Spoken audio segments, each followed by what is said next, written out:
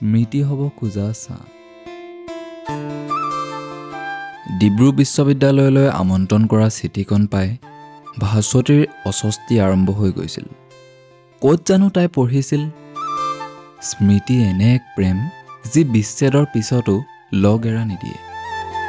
আজি তাইৰো একেই হৈছে। ভাস্বতীৰ চকুত ভাহি উঠিল শাৰী শাৰী নাহৰ গছৰ মন্দিৰ সদৃশ চূড়াবোৰ। বৰ্ণময় সেউজ, কেঁচাপতীয়া, ফিকা চাহৰ ৰঙৰ কোমল পাতবোৰ আকৌ এবাৰ ৰ'দৰ সোণালী সানি কুমাৰী ভয় লৈ বতাহত ৰিপ ৰিপকৈ কঁপি উঠিল তাইৰ চকুৰ মণিত। এইবাবেইতো তাই ভাল পাইছিল বিশ্ববিদ্যালয়খনক। ভাস্বতীৰ আজিও ভাৱ হয় তাই পঢ়া শুনা কৰাৰ তাৰণাত ডিব্ৰুগড়লৈ আহি বন্দী হৈ যোৱা নাছিল। সেউজ চাহ বাগিচাৰে ঘেৰা নাহৰৰ চাহ পৰা আলিবাটেৰে সোমাই গৈ বিশ্ববিদ্যালয়খনত ভৰি দিয়েই ভাস্বতীয়ে প্ৰেমত পৰিছিল এই বিশ্ববিদ্যালয়ৰ। ভাস্বতীয়ে তৎমুহূৰ্ততে থিৰাং কৰিছিল তাই যেনে তেনে এই বিশ্ববিদ্যালয়ৰ কোনোবা এটা শ্ৰেণীকোঠাত বন্দী হ'ব। অদ্ভুত এটা খেয়ালী সিদ্ধান্ত লৈ পেলাইছিল ভাস্বতীয়ে। শিক্ষা বিষয়ত অনাৰ্ছ লৈ ভাল নম্বৰসহ ভাস্বতী স্নাতক হৈছিল। কিন্তু ডিব্ৰু বিশ্ববিদ্যালয়ত তেতিয়া শিক্ষা বিভাগ খোলাই হোৱা নাছিল।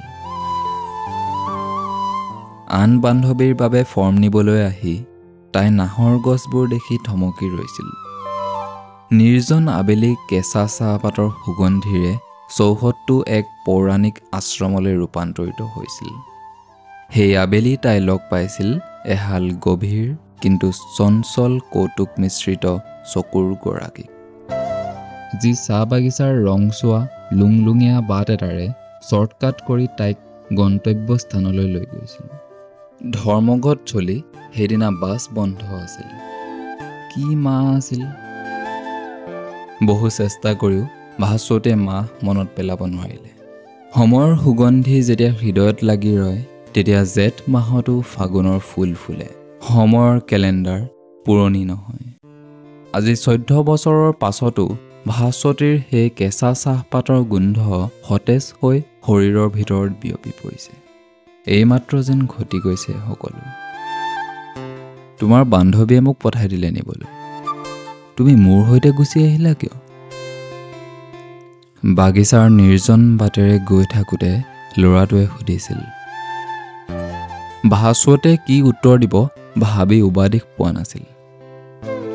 তাই কওঁ নকওঁকৈ কৈছিল, গায়ত্ৰী মোৰ বান্ধৱী। তাই আপোনাক পঠাইছে মোক নিবলৈ। মই সেইবাবে আহিছোঁ। বাছৰ হঠাৎ এই দুৰ্যোগ হোৱাত তাই মোলৈ চিন্তা হোৱাটো স্বাভাৱিক। এতিয়া এই বাগিচাৰ মাজত তুমি ৰাস্তা চিনি নোপোৱা। মোকো চিনি পাইছা 2 ঘণ্টাৰ আগতেহে। ডিব্ৰুগড় তোমাৰ বাবে অচিনাকি ঠাই। তুমি হঠাতে যে মোক বিশ্বাস কৰিলা। আপোনাক নাই কৰা, গায়ত্ৰীক কৰিছোঁ।